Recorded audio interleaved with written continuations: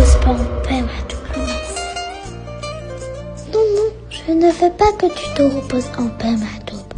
Je ne veux pas que tu te reposes du tout. Je veux que tu reviennes chaque nuit pour hanter nos esprits malades.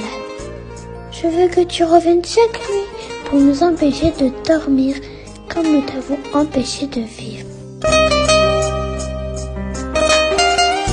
Je veux que tu dessines l'image de ton visage angélique dans chaque coin pour qu'il nous rappelle notre lâcheté et notre indifférence.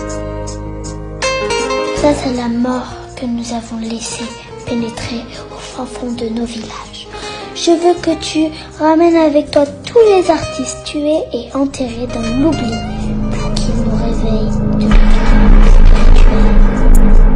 Je veux que tu cries depuis le ciel où tu te trouves pour dire qu'au-delà des deux morts qu'on programme à nos artistes, je veux que tu montes encore et encore dans les cieux jusqu'au plus haut d'entre eux et dire avec ta voix « Aïra !» Qu'est-ce qu'ils sont en train de fabriquer avec leur vie de merde?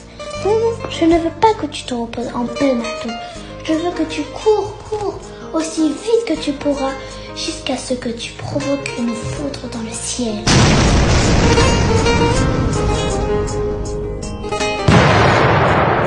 Une foudre si forte qu'elle emportera nos existences de honte, de soumission et d'inhumanité.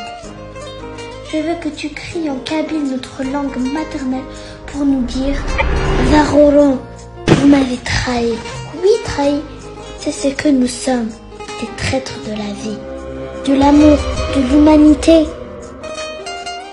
Et tant que nous laissons nos artistes mourir et accepter de ramasser leurs restes comme ceux d'un repas bien garni, nous serons encore la honte de notre espèce.